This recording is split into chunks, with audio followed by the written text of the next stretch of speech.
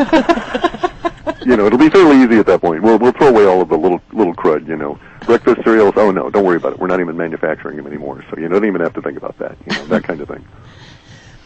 Yes. And it may be, by the way, we are picking up some strange stuff. We're picking up, for instance, in our data, which I really didn't go into it, but at least in the populous U.S. of A., everybody in the populace is going to start getting a lot healthier as of July 7th of next year, because such strange things as aspartame and you know, high fructose corn syrup won't be manufactured anymore, and they won't be part of the diet, so we won't have to worry about them. It won't happen overnight, but it'll start fading from the 7th onward as conditions get much worse.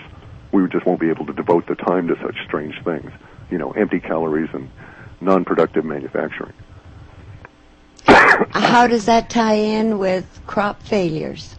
Well, again, that's part of it. The corn crops, except for areas in the far southwest and into Mexico, will be under some very severe pressure in 2010 due to the climatic conditions, but also economic conditions, fertilizer, etc. So, and fertilizer is a complex issue because a lot of the fertilizer is actually extracted from energy. That is, they actually extract chemicals from natural gas, burn the natural gas, and then use the chemicals for fertilizer. And it's one of those things where we're just going to basically have to stop simply because of the cost. It'll just be far too expensive to make fertilizers that way. And what we have here is really a situation where I was probably one of in a generation that was the last, or a bridge generation, between the way that things used to be and the way that things are now, especially in like things with fertilizers. So in my youth, I lived in countries where they couldn't afford commercial chemical fertilizers, and there were honey pots that collected human waste, composted them effectively, it was tested, and it was put on the fields, and it worked. And then eventually, you know, the cost on the chemicals became so cheap, no one bothered to do any of that rather yucky kind of work anymore, but was very effective and what we would now think of as self-sustaining. And we just dropped all of that as cost decreased. Well, in the U.S., we're going to go back to it simply because we're going to be forced to by the economics. I kid you not, the dollar death will be the ultimate in doom for all of these doom addicts that are, you know, saying, oh, they want everything to change and they want to have it happen now. Whereas what I want is to, you know, be able to get myself in a better position as it is changing. I don't want it to happen all of a sudden. But when the dollar, or as the dollar degrades over this next year, the level of impact on U.S. citizens will not be able to be overstated. No matter how much hyperbole you put into it, you simply won't scratch the surface of it because of the huge level of upside downness that's going to occur.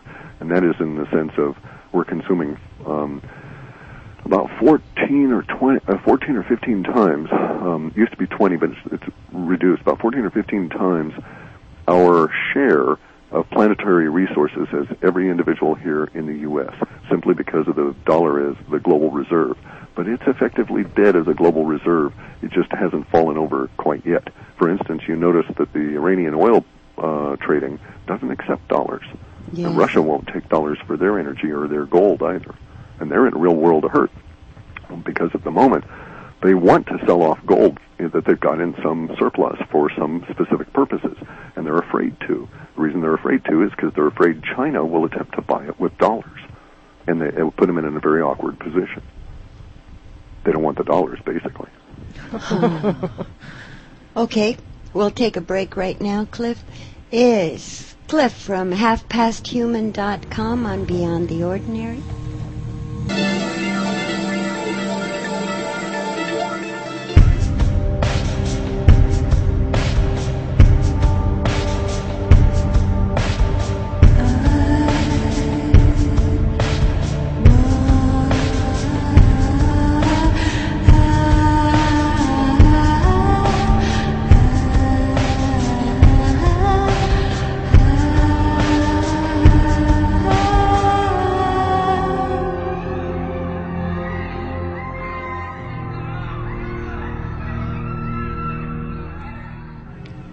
We are Beyond the Ordinary with Clif right here, and I'm not sure where we're going next, but I do have a couple of little things we observed. Of course, the bad twin bombings in Baghdad on Sunday, and which is the worst violence going on over there, and also in Afghanistan in 4 years. And also we noticed pretty much panic increasing, especially with parents, about the swine flu vaccine. They're just torn about whether to have it or not. And we have an interesting juxtaposition there, because yesterday, or actually Sunday, our time, the Chinese released a survey. 51% of their populace says, nope, they aren't going to take the vaccine. And then we also had stories coming out of Iraq where they're having a panic over the swine flu and they're closing all their schools. So we're seeing both sides of the meme. It's all showing up. And still, even with the large Chinese population involved, it represented about 7.5% or so of the total of the turn was related to the disease issue, and about another 7% was related to warfare, and then the rest was economic. And there were tons of economic news. So, but it did work out that way, yeah. And then there's all kinds of weird things, you know.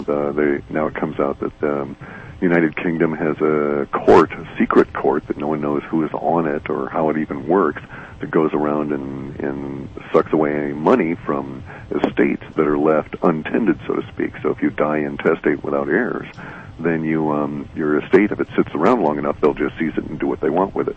And this was news to the people of Britain. And then we have all different kinds of other stuff coming up relative to that, yeah. But it's a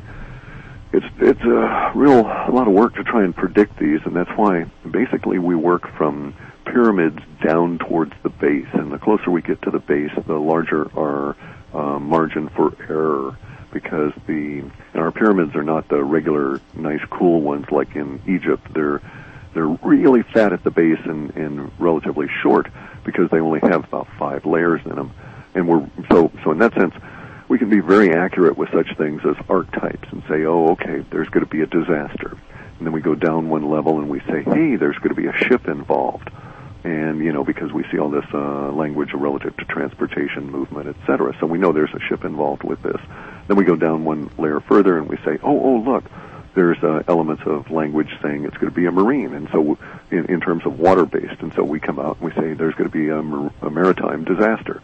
And we blow it because it was really what it was talking about was at that particular instance that I'm thinking of, was the space shuttle Columbia, which indeed was a ship and was in a disaster and does have language relating it to the maritime. But it gets a little tricky for us, because the closer we get to the bottom of the pyramid, the greater the number of choices that are all out there attracting our eye and trying to make our little monkey mind say, this is it, this is it, this is it. And so really I like to only go down so far and just cut it off and say, at this point, you know, from here on, we really lose a lot of confidence, because it's just our human monkey minds guessing as to which of all these thousands of words might really define the situation that's developing. Whereas we know the 5 words we've already chosen are really accurate, however broad they may be. Oh, that's fascinating. Well, this coming year really is tumultuous. Indeed. That's why we're actually adding a whole extra month in our current level of processing. We can bring a report out in about 2 months if we really work on it.